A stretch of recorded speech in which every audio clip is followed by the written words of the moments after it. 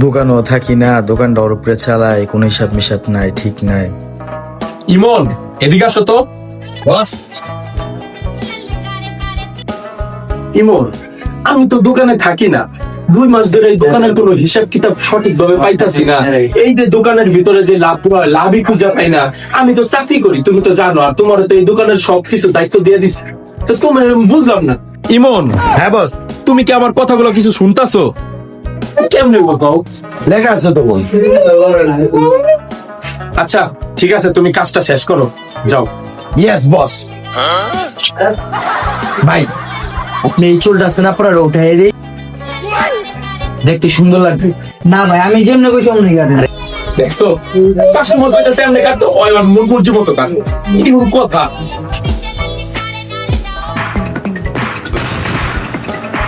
কিরে ঈশান, কি অবস্থা? আমি তো আইছি।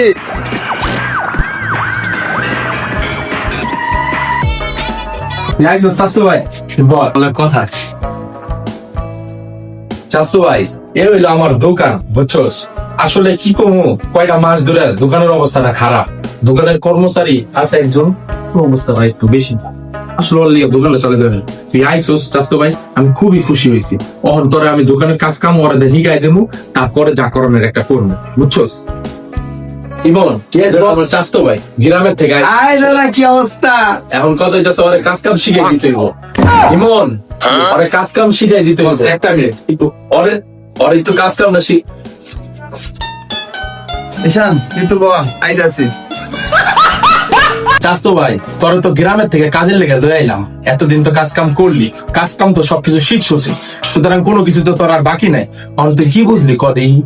কোন 1 মাস ধরে যা বুঝার বুঝলাম, এই যে মনে এই যে কাস্টমাররা যেভাবে কাটবার কয় ওইভাবে কাটা, নিজের মন মর্জি কাটে।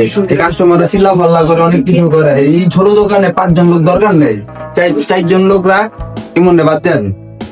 না, তুই কথা আসলে সঠিকই বুঝছিস। আচ্ছা ঠিক আছে, যা তুই, আমি দেখতাছি বিষয়টা। ইমন, তুই এদিকে আসো তো। Yes boss. বস, বস।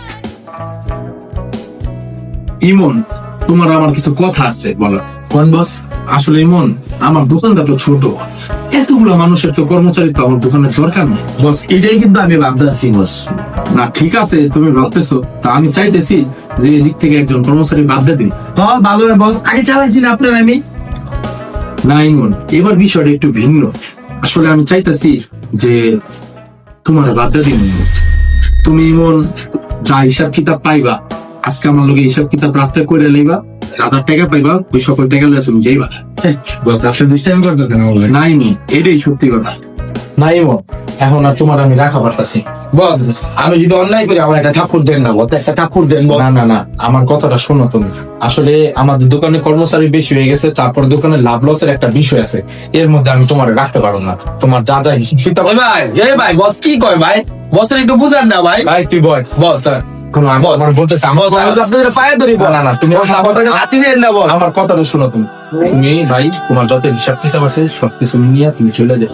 বস, আমার অন্যায় দেখে বস, আপনি একটা থাপ্পড় দেন বস, একটা থাপ্পড় দেন। তুমি তোমার হিসাব কিতাব নিয়ে চলে যাও, যাও। হয়তো জীবনে কোনো জিনিস নিয়ে বেশি বাড়াবাড়ি করা ঠিক না।